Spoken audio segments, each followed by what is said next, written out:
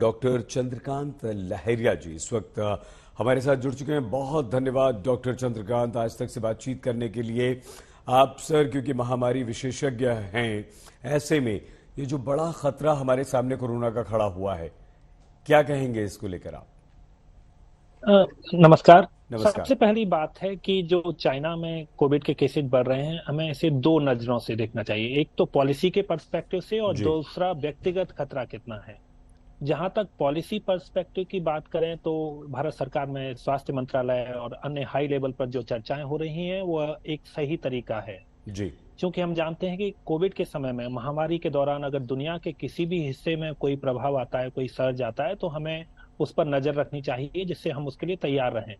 तो चाइना में सर्ज के बाद जो विशेष बैठकें हो रही हैं और सिचुएशन एनालिसिस किया जा रहा है, यह एक सही तरीका है, हमें उस पर नजर रखना होगा। लेकिन जहां तक व्यक्तिगत तौर की बात की जाए और साथ में कोविड रिलेटेड पॉलिसी मेजर्स की बात की जाए, तो मुझे नहीं लगता कि चाइना में केसेज बढ़ने की वजह से भारत में कोई भी खतरा है। क्योंकि भारत और चाइना की स्थिति पूरी तरह अलग है। चाइना ने इतने समय तक, करीब 35 महीने तक जीरो कोविड पॉलिसी फॉलो की और उनकी पॉपुलेशन हाईली ससेप्टेबल है, नेचुरल इन्फेक्शन नहीं हुआ, उनकी वैक्सीन कम प्रभावकारी है और अन्य बातें हैं वहां जो भारत से अलग करती। भारत में नेचुरल इम्यूनिटी हो चुकी है। भारत में एक वैक्सीन, दो वैक्सीन इस्तेमाल की गई जो हाई एफिकेसी हैं, उनका कवरेज भी हाई रहा है। तो भारत में खतरा बिल्कुल नहीं है।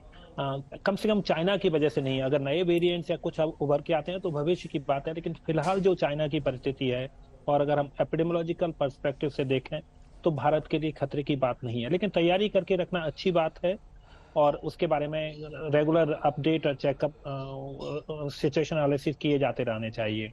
लेकिन मैं साथ में यह भी कहना जी। चाहूंगा कि जी। फिलहाल लोगों को घबराने की जरूरत नहीं है। मुझे यह भी नहीं लगता कि चूंकि चाइना में केसेज बढ़ रहे हैं तो भारत में मास्क लगाने का मैंडेट जारी किया जाए।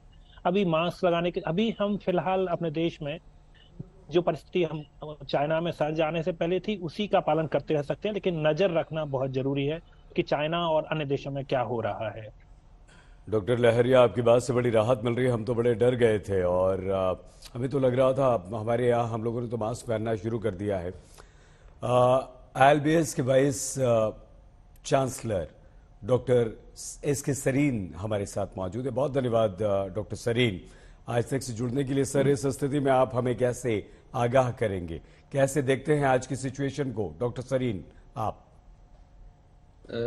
सिचुएशन चाइना को देख के और फार ईस्ट के, ब्राजील के कुछ एरियाज में जहां से मैसेजेस आ रहे हैं कि बहुत ज़्यादा तेज़ी से इन्फेक्शंस बढ़ रहे हैं, तो थोड़ा कंसर्न तो है।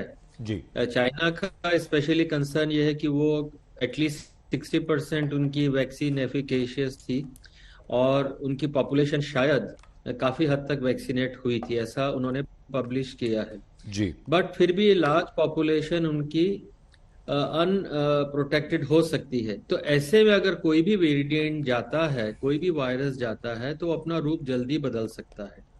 म्यूटेशन वो होते हैं कि वायरस अपना रंग रूप बदल ले तो एंटीबॉडीज जो वैक्सीन से बनी है वो काम ना करें।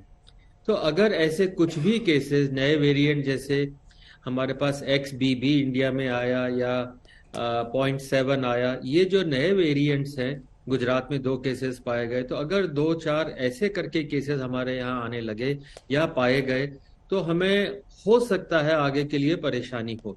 मैं ये नहीं कह रहा हूँ कि हमें पैनिक करना है, बट हमें बहुत केयरफुल रहने की जरूरत है। ऐसा ही 2 साल पहले जनवरी 2020 में शुरू होने लगा था।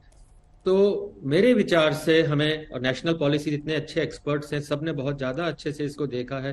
हेल्थ मिनिस्टर है, health secretary, even the PM I think is taking reviews. There is first at that level उन्हें पॉलिसीज देखनी है कि हमें किस तरह से लोगों को बचाना है, एयरपोर्ट्स को, हॉस्पिटल्स को, वो सारा I am sure it is very rapidly being sir, done.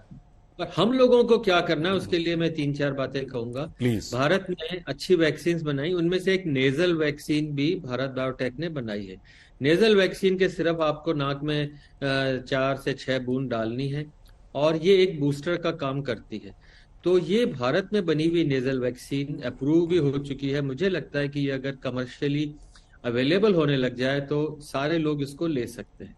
दूसरा, अगर आपने पहले बूस्टर नहीं ली है और आप उस ग्रुप के हैं या बहुत यंग या बहुत एल्डरली, या आप ओबीज हैं, फैटी लिवर है या डायबिटिक हैं, ऐसे सारे लोगों ने अगर कभी बूस्टर नहीं लिए, प्लीज तुरंत बूस्टर ले ले।